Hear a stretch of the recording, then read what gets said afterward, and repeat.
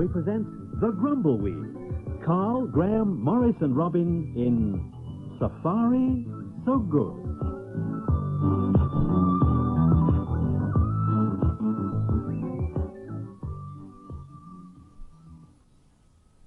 Well, I don't care what anybody says, Ratface. Oh, this is the life. It is, lad, yeah. This is what living's all about. Absolutely. What do you say, Wilfred? I do, yeah. Yeah, I do. It is. Definitely, yeah. Aye. This is the life, all right. Life was never meant to be complicated, Ratface. It wasn't, Gaffer, no. Life is all about the simple things. And I'm looking at three of them now. I don't remember anybody asking you for your opinion, Uncle Nasty. This is what it's all about. My sentiments entirely. How about you, Wilfred? Yeah, it is. I do. Yeah, definitely. You can keep your big flashy cars. Yes, can I? You can keep your posh villas in Spain. Definitely.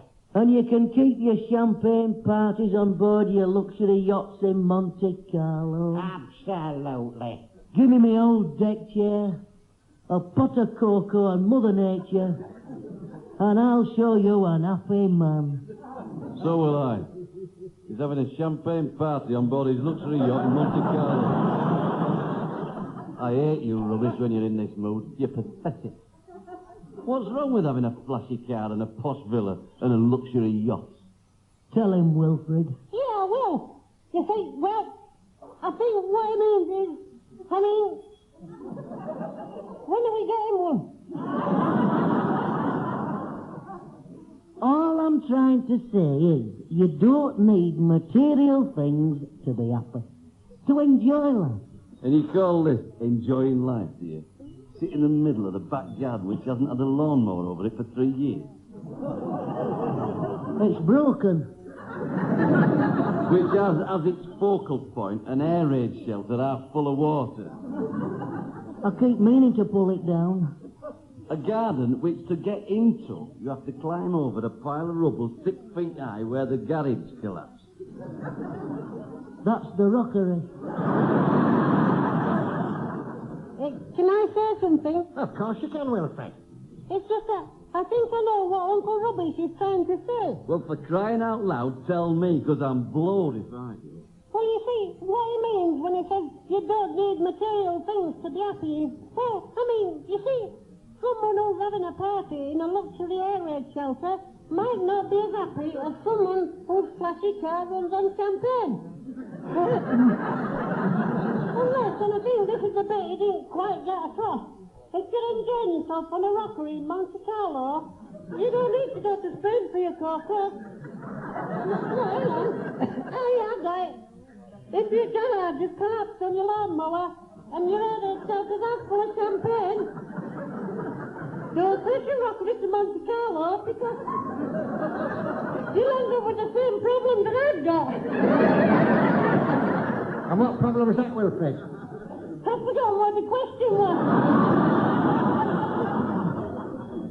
You know, I wish I'd never said anything now. I just feel happy when it's a lovely day. And I'm sitting in my garden surrounded by the wonders of nature. I get pleasure from the little things in life. The sight of a bird feeding its young. The perfume of a rose.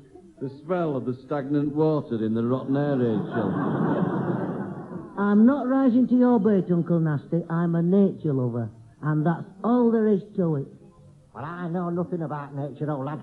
I suppose I'm too old to learn now. No. You're never too old to learn about and appreciate the wonders of Mother Nature. A spider spinning its web. A caterpillar turning into a butterfly.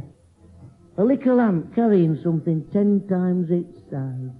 Marvellous. It's the little things that most people don't see that I enjoy. Behind every blade of grass, there's something miraculous to look at. Listen. Look over there, Ratface. Where, lad? You see that half brick just by the dustbin? Yes. About 2 yards to the left, there's a clump of dandelions. I've got 'em, Now look just behind them, about 3 feet further back. I see, Isn't that wonderful? Brilliant. What is it, old gaffer? An enamel bucket.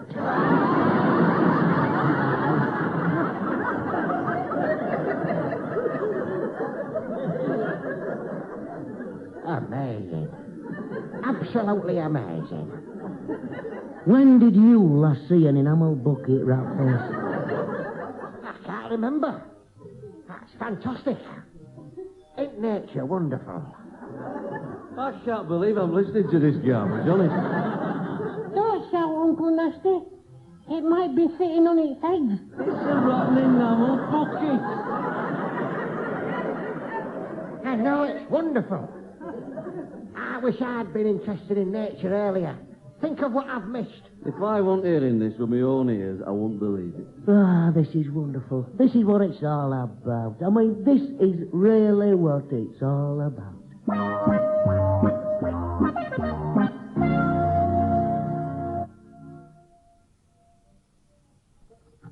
Where is everybody, Frida? House is empty. Don't ask me where everyone is. Oh, I can't cope. I'm stuck in this kitchen trying to make a meal for 8 out of a packet of custard powder. 2 turnips and 6 pickled onions and a pan scrub. And they're lounging out there in the garden. Oh, why won't they take me away? She said they're lounging in the garden. They'll be sunbathing. They will, yeah. And they never told us. No, they didn't. Well, I'll tell you what I'm going to do, Ernest. I'm going to put on my pea green play suit over my cherry and jade Bermuda shorts. I'm going to get on my inflatable sun lounger and I'm going to frizzle. And I shall be frizzling with you, Geoffrey. What is it I shall be doing with you? Frizzling. Frizzling. We shall frizzle to a frazzle, won't we? Frizzle. Ernest. What are you wearing? Oh, I never thought. Let me think. Now then. Oh, I've just stunk. What about me apricot and canary yellow bathrobe over my turquoise and lilac lurex swimming trunks? Wear your emerald green and cerise boxer shorts with the bugle beads round the turn-up. I will. You hit it on the head. Those are them. I will. Oh, I love it. Well, are you coming, Frida? Yes, come on, Frida. Get your bathing cosy on. Get some rays to your body. You are joking. I don't go out there in my bathing costume. I bought it 38 years ago when I was 7 stone 2. And what are you now, Frida? 15 stone 12. But apart from that, I'd look ridiculous. There's a big hole in the knee.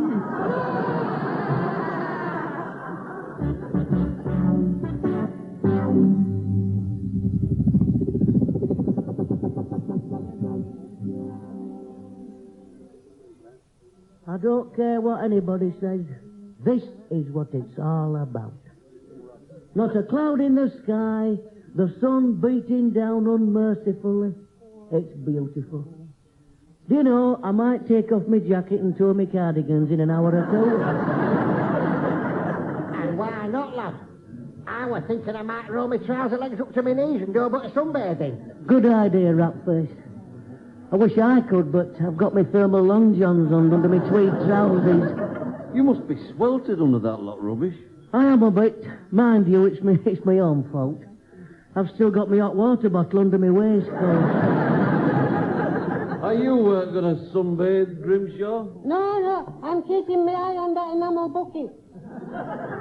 I don't want to miss it when it turns into a chrysalis. I am surrounded by the dregs of civilization. Thank you very much, Thank you very indeed. much. Thank you. Yes, thank you. Oh, no, this is all I need. Look who's clambering over the remains of the garage carrying their airbeds. It's Ernest and Geoffrey. Hey, we're over here, you two. Watch where you're walking. Don't disturb that enamel bucket. It's hatching its eggs. Just look at the state of them. They look like an explosion in a paint factory. Come on this way, Geoffrey. Come on. Ernest, I'm coming. Oh, it's like going on a mountain climb getting into our back garden, isn't it? We could do with a donkey. The house is full of them. Oh. Well, I'm puffed out, Ernie. And so am I, Geoffrey. Oh. We couldn't find the pump to pump up our airbeds. We had to do it ourselves. Yes, we had. Well, I went dizzy, didn't I? I went all wobbly. I had to get your smelling salts out, didn't I, Geoffrey? Yes, you did, Ernie. My brain was spinning. Anyway, you're here now, so find yourself a place, get sunbathing, and shut it. Oh, Ernie! Oh, there's a great big black slug. Where? There. There. By your foot. Oh! Geoffrey, do something. I can't, Ernie. Why? Because I'm halfway up this clothes post with my eyes shut. Will somebody please do something? Come here, little slug. Let's pick you up and move you over here. There we are. Oh, Geoffrey! He's touched it! He touched it with his fingers! I'm not looking, Ernest. I am not looking. It's only a rotten slug. Give it here, rubbish. I'll get rid of it. Oh, no, you won't, Uncle Nasty. I know you. You'll take great delight in killing it. I like all forms of life. In fact, when I was a little lad, I used to have a pet slug. Hey, I think that's fantastic. I used to call it Sammy. Sammy Slug. Beautiful. A big black one he was. I kept him in my dad's greenhouse. Do you know, I used to teach him tricks. What sort of tricks? I taught him to sit and stay on trust. Well, I find that amazing. One day, I put him in his little tin box. I said, Sammy, sit and stay on trust. I put the lid on, stood a plant pot on top of it, and do you know, 6 months later he was still there. Now, that's what I call obedience.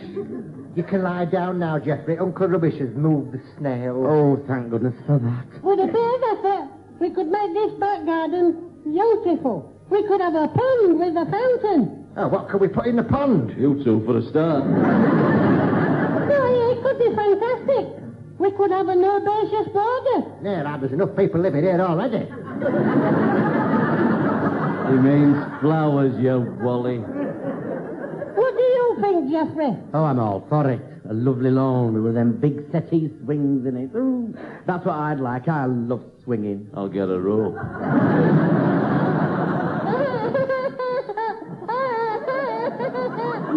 Oh, that's funny, that is. That's hysterical. There's enough people living here already. You see, what we need is a talented landscape gardener. All right, lads. Oh, no. No. Fred Fibber. In the flesh. You can say that again, pal. These shorts I'm wearing are shorts I wore when I won men's high jump in 1948 Olympic Games. You lying brat. I'm telling you. I put 4.5 feet on world record that day.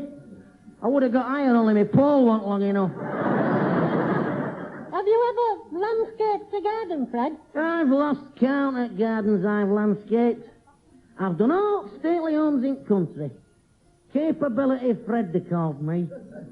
I specialise in waterfalls. I wish you were under one now. How would you, as a landscape gardener, Fred, improve this garden? Set fire to it. You got to start from scratch. So, what about the layout then, Fred? Tell you what, I'll draw you some plans up. You want your vegetables over there. You want your fish pond here with your ornamental fountain. You want your croquet lawn over there. And you must have a maze. What's a maze? You go into them and get lost. We'll have 6 and make them big uns. Hang on. I've just had a fantastic idea. Oh, no. This is a momentous occasion, this. Make a note of everything over this next half minute, because in years to come, people will say, where were you when Fred Fibber had his greatest ever idea? This is fantastic. Do you mean we're making history, Fred? We certainly are, pal. I think I'll stand on one leg, close one eye, and whistle. Whatever for, Wilfred? Because in years to come, when history's been written and children's children's children ask their parents' parents' parents, where were you when Fred Fibber had his greatest idea ever? I'll be able to say I was standing on one leg with one eye closed, whistling.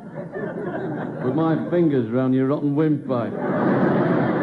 All right, so what is this brilliant idea you've had, Fibber, that's going to cost us a fortune, no doubt? Cost you a fortune? You're joking. This'll make you a fortune. We've heard all this before. Come on, Fred. Don't keep us in suspense any longer. What is it? We're going to convert your back garden into a safari park. Oh, flipping it! What's up, lad? I wasn't ready. I was on one leg, but I didn't have my eye closed and I wasn't whistling. Button it, you. A safari park? Yep. You're mad. I think it's fantastic. So do I. The place is ready-made for it. It is if you're thinking of putting pigs in it. I'll tell you what would look good in that corner. A gazebo. Oh, we don't want one of them. Why not, lad? It might bite 'em. What are you on about? Gazebos don't bite? Of course they don't. Well, not often. Anyway, we'll make sure by getting a tame one. Look, leave it to me. I'll have plans drawn up in the morning.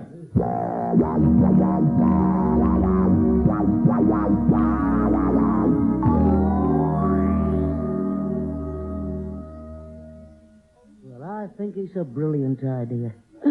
Just imagine our own safari park. I think it's fantastic. He's an incredible fella, is old Fred. He's an incredible wass. Ah, here's Ratface. Have you got the plans, old lad? Ah, I have, Gaffer. He's brilliant, is Fred. Do you realise he's a qualified architect and draftsman? He has all the equipment, computers, everything. So where's the plans for this safari park, then? Up back of this envelope. Let's have a look, then. Here you are. What's this behind the greenhouse? That's our own marine land. You mean for dolphins and killer whales and things? That's right, Gaffer. What are we having? 2 killer tadpoles.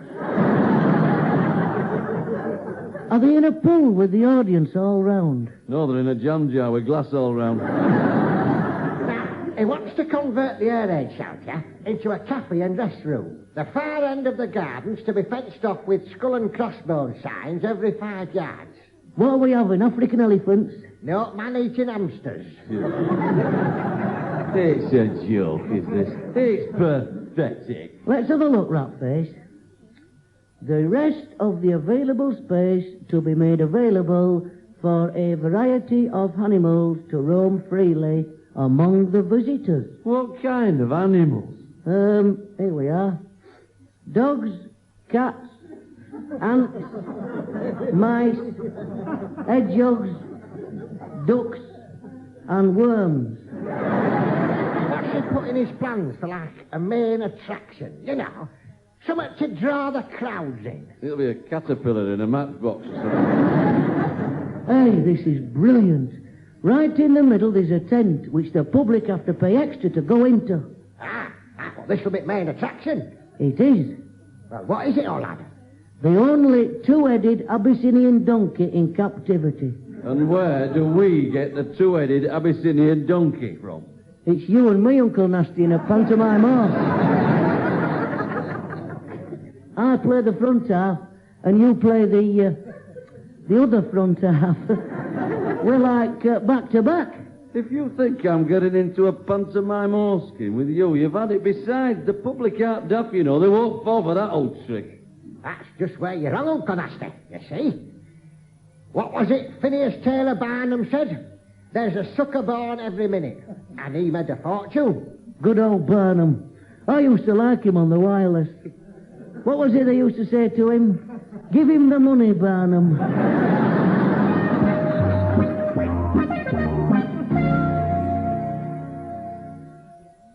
Now, if we're all here, we'll start. Ernest and Geoffrey, are you happy taking the money on the door and acting as guides? Happy? Happy? Are we ever happy? We've run up the most gorgeous little uniforms, haven't we, Geoffrey? We have, Ernest. Pale lilac trousers with a green stripe down the leg. Green stripe down the leg. Scarlet tunic with GSPF embroidered on the pocket. GSPF? Grumbleweeds Safari Park and Fairground. Ernest thought it stood for Jeffrey's Sugar Plum Fairy. Don't it make you sick? Now, Wilfred, what's the latest on the animals? The vicar says we can have his carcass. Well, where is it? It set off yesterday. Brilliant. That's what I call a safari park. Yeah, well, what about the fairground bit? You know, what amusements have we got to offer the three people who might be daft enough to come? It's a tattooed lady. And who is it? Frida. Yeah, Fred's in the kitchen now, tattooing her. This I have got to see. Of course you can, it'll only cost you 10 pence. Right, Ratface, I want you to go to the town hall and see the environmental fella who rang up this morning. Right, your gaffer. Oh, it's Frida. Hey, has Fred finished tattooing you, Frida? Has he finished? You are joking. I've never been so embarrassed in my life.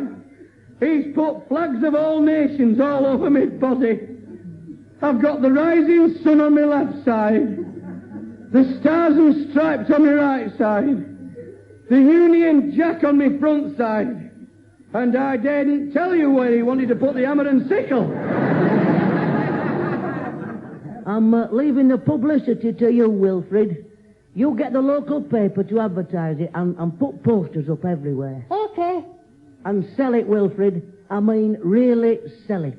What do you mean? Make it sound good. Realistic. And a bargain. What are you charging? £2.50. A bargain. It is. That's very cheap when you think what they're getting. Well, it's up to you, Wilfred, lad. Advertising's all about selling the product. Leave it to me. I'll go see this environment chap. Are you coming with us, Uncle Nasty, or what? I might as well. Get out of the way, Frida. Move your hammer and sickle.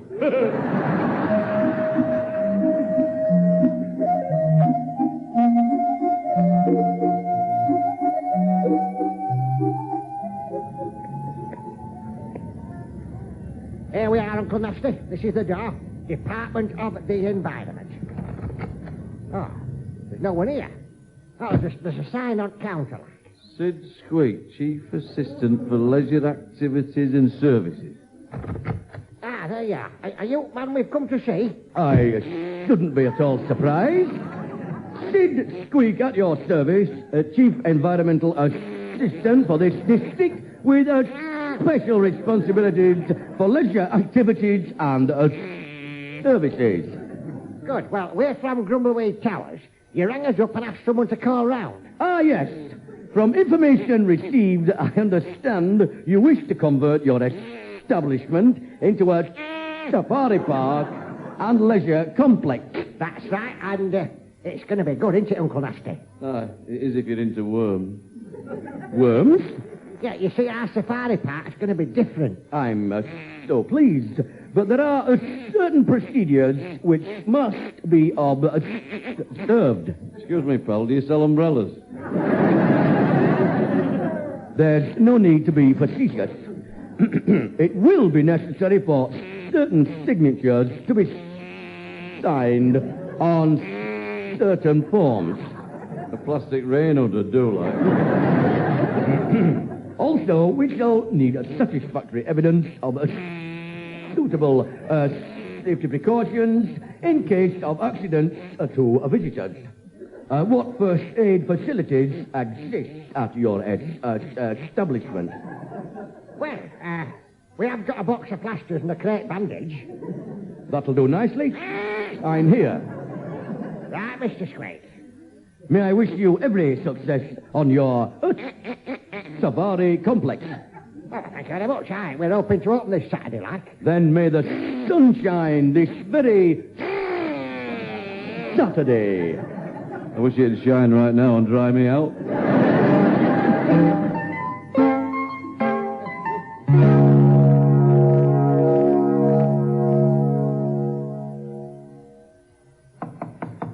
Oh, who's that?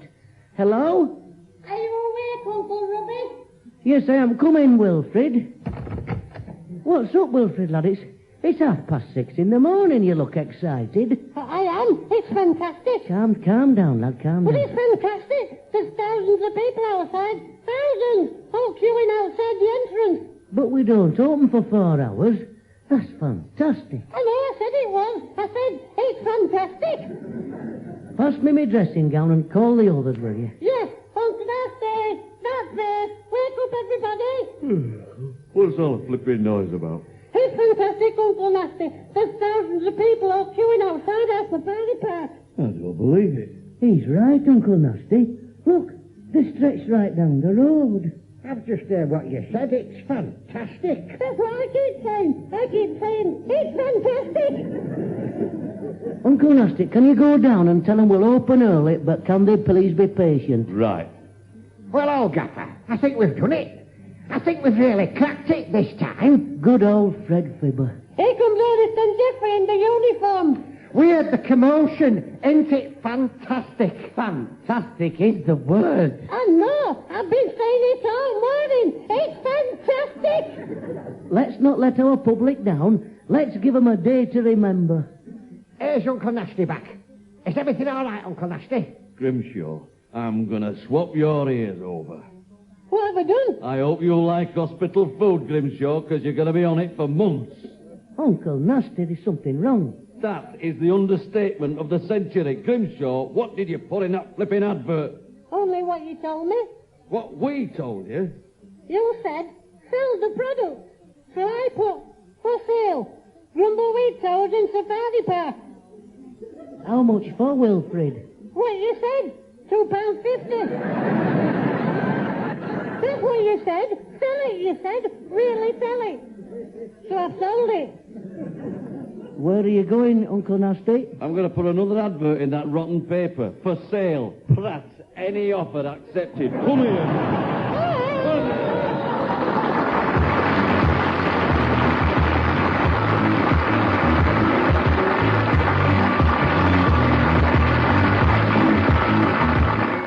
If you've been listening, you have been listening to Safari So Good. Starring the Grumbleweeds, that's Carl, Graham, Morris, Robin. Safari So Good was written and produced in the centre of the city of Manchester, which is north of Macclesfield, Stockport and Buxton, by Mike Craig Esquire.